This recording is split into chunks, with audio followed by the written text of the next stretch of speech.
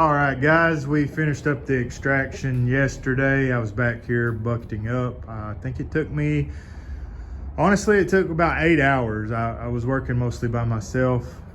My niece started off pretty good help, but she got tired of getting stung on the hands from these bees that was left in these boxes. So I don't blame her. But yeah, it took me about 8 hours. There was an issue with the moisture content, if you recall. It was about 19.3. We did get that down to about 18.2. So I was pretty pleased with that. These 67 supers yielded about 35 buckets of honey. Excuse the place right now, it is a little messy still. I just straightened up somewhat for after extracting. This is my uncapper. I said I would show you more. This is a Silver Queen uncapper made by Cowan. You notice those red hoses coming out. They circulate hot water through these blades. The style blade that I use is called a slotted blade. You can see they're slotted. Cowan makes another type that are more scalloped type. So this is a hot water unit that Cowan, well, it was a steam unit that Cowan put out. You can see it has a weighted lid. It would sit there and chatter.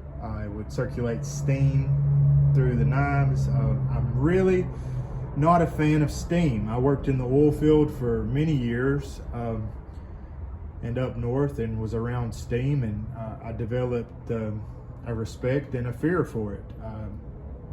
It's very dangerous stuff. So we have a circulation pump. This is a Grunsfors brand circulation pump, and it circulates hot water. So I find that to be much safer, and I like that a lot better. So this Silver Queen is mounted onto an 8-foot Kelly tank. You may notice the red dot painted on the rim there. And that red dot is to let me know that I have enough frames for a load in my 20 frame Maxant. Now that I have 2 running, I generally just back it all the way up until I'm done, and then load up both and roll with it. But it really just depends on if I have any help or not, how that works. But you may notice that the tank is sloped slightly. It's on a stand. This is one that Kelly, when they were still Kelly's and still a good company, they had a metal shop and they built these. It's specifically made for the Cowan Silver Queen. They also made these storage tanks. They made a lot of great stuff. Kelly's was an amazing company, and I do miss them. So coming off from that is a Maxant Clarifier. I showed you guys a little bit in the clip the other day. You can kind of see what it does there. The metal spoon is for scooping out the wax cappings that build up on the top. I scooped most of those out. That's what this bag is hanging here. I just threw it up over the rafter. This float is just a cheap float I bought off Amazon and attached to a 2x4 and PVC and spray painted black. So you can see I have 2 Maxant 20 frame extractors. They are anchored to the floor. They're also on risers that allow them to be tall enough to easily get buckets under, and they also raise these extractors to a comfortable height for me. I'm 6'3", so I like my stuff set up a little taller. I do notice it's a bit of a stretch for like my niece or shorter people, but I'm mostly working by myself, so it's important that things are set up for my comfort. This extractor here, man, it's really put out a lot of barrels of honey. It's an older one, you can tell by the reel. The reel is different. I like these 20 frames. I like the way they work. This is a tensioner that adjusts the speed. Now this Maxant 20 frame here, I picked up at the Hive Life conference in January. It has a different style reel. I do like this one better. I don't have frames sliding over as easily.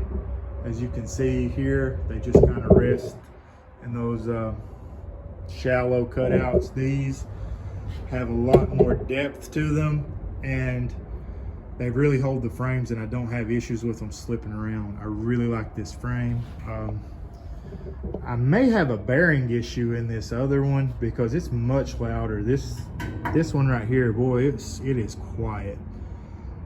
Very powerful. I love them. They really are built to last a lifetime. I know that's on the sticker, but it's the truth. Maxant makes some great stuff. So I cut a larger hole, a 3-inch hole out on this one, and I will probably end up doing it to this new one. I really hate to cut a hole in the side of this new 20 frame, but it's bolted to the floor and it's here for its life, as best I can tell. So I guess I'm going to have to. The issue is with that size that it has, I think it's 1.5 inches, maybe 2 inch, might be, I doubt it. I'm not sure exactly what the size is, but anyway, the cappings and comb that fly off block it up and stop it up, and you have to run a hive tool, a narrow hive tool, or a piece of wire or something in there. So from the sump, you can see I got tucked away there a Maxant 1-inch honey pump. The hose runs up the side to this manifold. This manifold is made so that I can disconnect this and put an adapter on it that will run over to a stand that I can hang a bag off of and fill drums.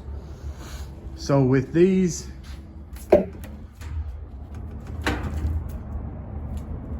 tanks, I just suspend a paint strainer bag, a zip tie them onto the hose. You've got one tank on, one tank off. When you switch, of course, you obviously always open one first, then shut it. I like this style tank top. I think Daydent makes this. I'm not 100% sure. I got them from my friend Billy Joe of Adair Honey Farms. This one, I'm not sure if it's the same company that makes it. I don't have a real problem with these. I just prefer that flat top one better. I would like to have another one of those, but it doesn't bother me bad enough to spend the money to get another one like that. So this works fine. The problem I have with it is that because it's cone shaped like that, the honey will build up in there like that, and the bag doesn't strain as well. So this is my choice of filters.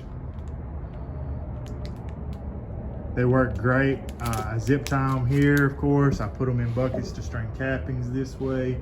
They work very well, and when they've served their purpose and are pretty used up, I then use them to strain my wax as it comes out of my wax melting tank over there. So, on my stand here, I built this stand to hold the manifold that comes off my pump, as well as to support these two 100-gallon tanks. These are single wall 100-gallon honey tanks from Kelly's. I don't know if you can still buy these. I don't think so, but they're flat bottomed. They're not beveled. They don't have. They're not jacketed, rather. I mean, so. They're very lightweight, and their only purpose is just to hold honey for me until I can bucket it up. So they do a good job for that. You wouldn't want to keep honey in something like that over winter though, because it'll solidify. my breaker table. Again, I can take some measurements off this if anyone's interested. It has casters on the bottom. It has this raised section to push the frames up, and I just throw a super on top, and the force of it pops the frames up, and I pull them on up. Guys, I hope you enjoyed that run through of my extracting equipment. If you have any questions for me, leave them in the comments. Catch you guys later.